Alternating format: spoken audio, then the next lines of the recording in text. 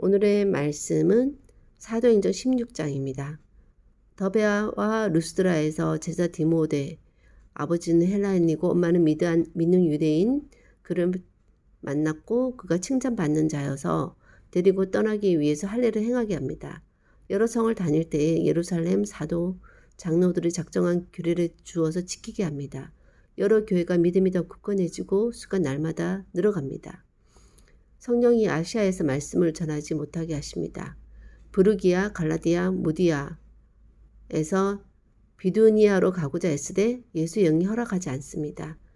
드로아에 있을 때 밤의 환상에 마게도냐 사람 하나가 서서 청하여 우리를 도우라고 해서 하나님이 그들에게 복음을 전하라고 부르신 줄로 인정하고 사모들에게 네아폴리, 빌립보에 이르는데 빌립보는 마게도냐 첫성이고 로마의 식민지입니다.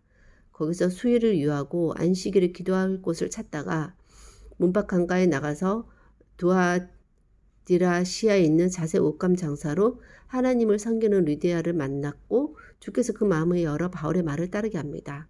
다 세례를 받고 집에 유아기를 감고 나에 머물게 됩니다.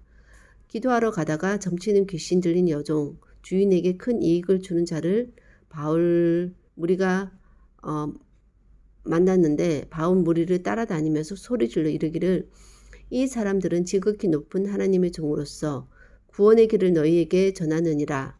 이같이 여러 날 하여 바울이 심히 괴로워서 귀신에게 예수 그리스도의 이름으로 내가 내게 명하노니 그에게서 나오라 해서 귀신이 즉시 나옵니다.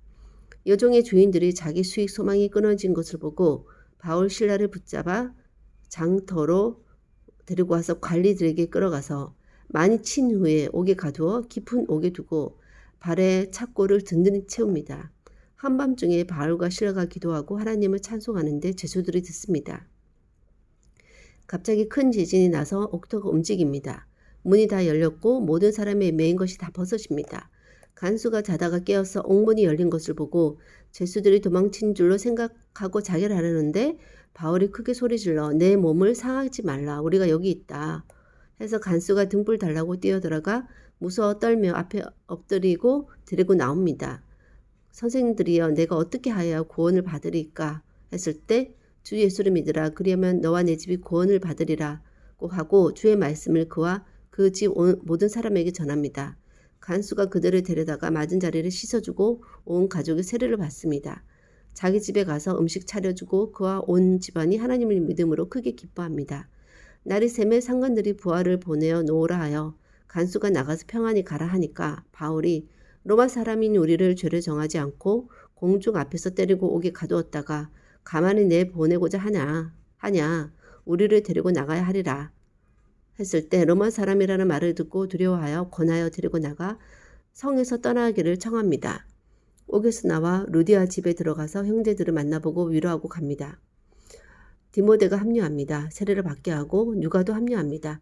신라는 같이 고난을 받습니다. 성령이 막는 곳이 있고 성령이 인도하는 곳이 있습니다.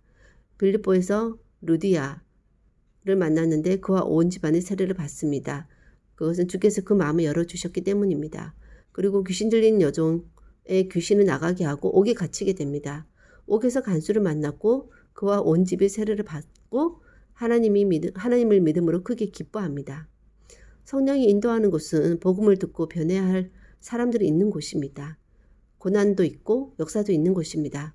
그곳으로 순종하여 또는 이끄시는 대로 가지 않으면 아무 일도 일어나지 않습니다. 많은 곳을 여러 날 가서 여러 일들을 겪는 중에 중요한 사건들 위주로 기록되기에 실제적으로는 그냥 여행자로 살아가는 날들이 더 많을 것입니다. 누가의 합류 후 직접 들은 사건이기에 더 사실적이고 구체적일 것 같습니다. 전에 들은 것과는 다른 것이죠. 오히려 전에 들은 이야기가 왜곡되고 과장되는 경우가 많지 않을까 하는 생각이 듭니다. 바울은 성향상 한 곳에 정착하지 못하는 성격을 타고난 것 같습니다. 몰래 떠돌아다니는 사람에게 복음의 짐, 가방을 들려주니까 준 셈인 것입니다. 따라서 하나님께서는 각자의 성향에 맞게 사역을 맡기십니다. 굳이 반대의 성향의 사람에게 맡겨서 힘들게 극복해 나가게 하지는 않으시는 것 같습니다. 그것도 케이스 바이 케이스이지만요. 이 세상에서 나와 같은 사람은 나밖에 없습니다. 그런 나를 하나님께서 나보다 더 잘 아십니다. 그런 분께 나를 맡기지 않는 것만큼 무모하고 어리석은 일은 없을 것입니다. 따라서 내가 사는 것이 아니라 나를 만드시고 나를 가장 잘 아신 하나님께서 내 안에 나와 함께 나의 인생을 살아가는 것입니다. 그것이 나의 삶의 이유와 목적인 것입니다. 그렇습니다. 하나님, 오늘 저도 바울을 하나님께서 부르셔서 이끄시는 대로 바울이 살아가는데 그 바울의 성품을 하나님께서